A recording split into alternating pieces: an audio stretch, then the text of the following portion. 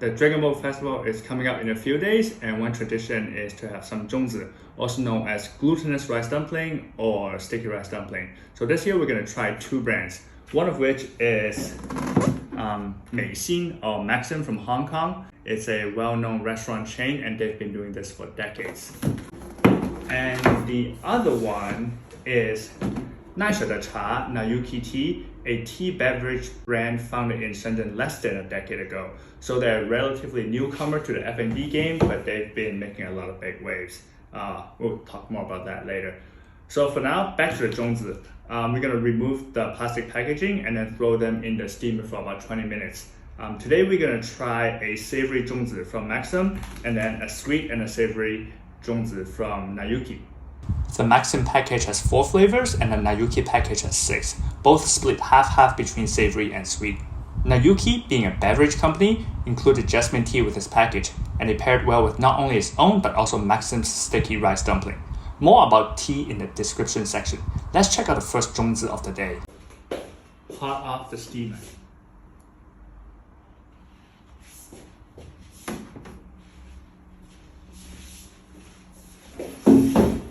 Alright, so let's check them out.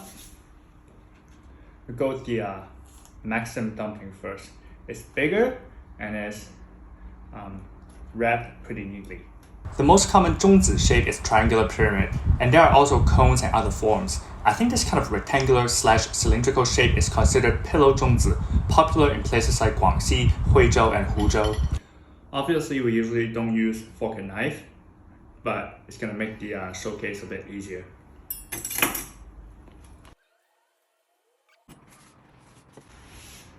Dissect this, see what's inside.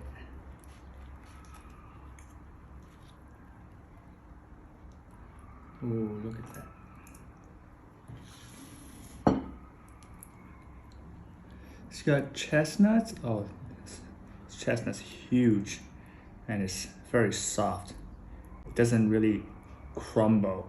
You can just cut it through.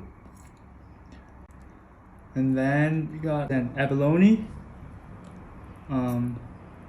dried mushroom, some peanuts. This should be the dried scallop, the konpoi that I spoke of in a previous video. And this is pork. Smells great. We're gonna try this out. Not only did it smell great, it tasted great. The individual ingredients were outstanding, but it's the sticky rice that brought them together, with each grain embodying all the flavors. So no, the glutinous rice wasn't just filler or second fiddle to the expensive ingredients, it's the body and the soul.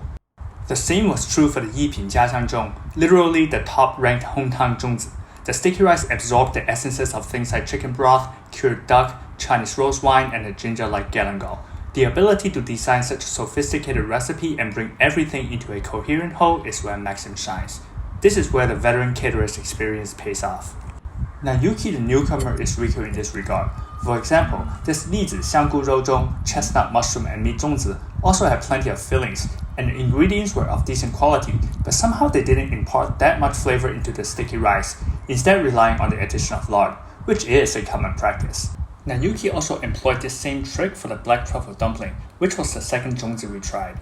Next, we're gonna try this one from Nayuki. It's the more traditional pyramid or triangular shape. It's not wrapped as neatly as the Maxim zongzi, but it unravels easily enough.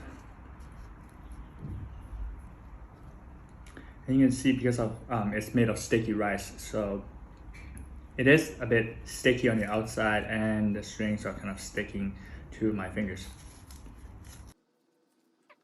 This is the black truffle zongzi, and it is pretty black. Oh, yeah, I can smell that. Here we go.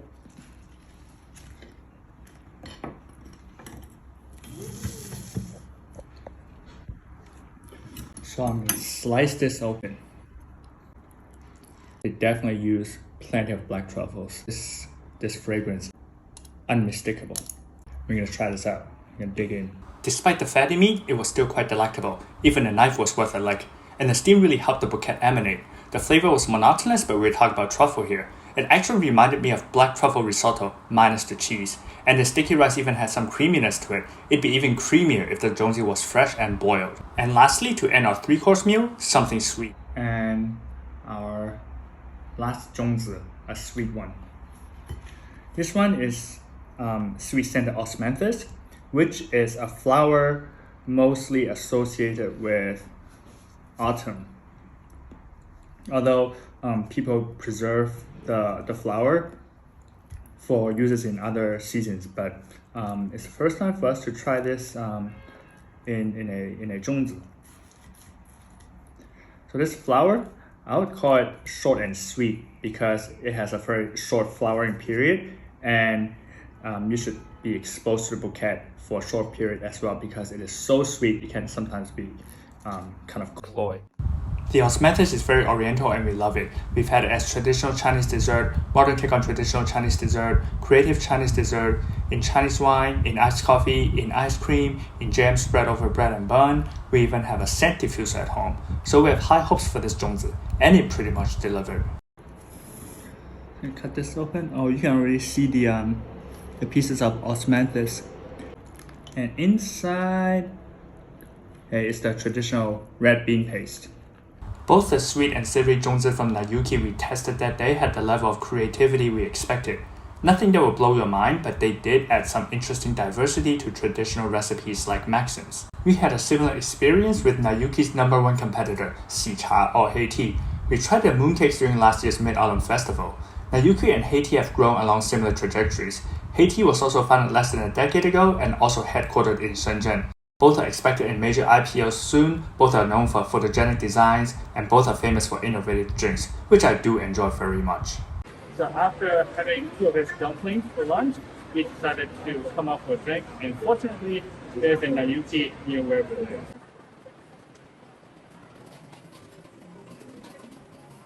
So we got a yam cheese bread, this one mango pomelo sago, and this is the signature strawberry cloud fruit cheese. The cloud refers to the salty creamy cheese foam on the top. It's best like liquid strawberry cheesecake. And actually this flavor was featured in a crossover with ice cream maker, 钟雪糕 ice cream. And coincidentally, 钟雪糕 also has a Zongzi themed ice cream in partnership with 五芳斋. We've had 五芳斋 Zongzi before, and maybe we'll try them again next year. But for this Dragon Ball Festival, we still have some Maxim and Nayuki Zongzi to finish. 再见!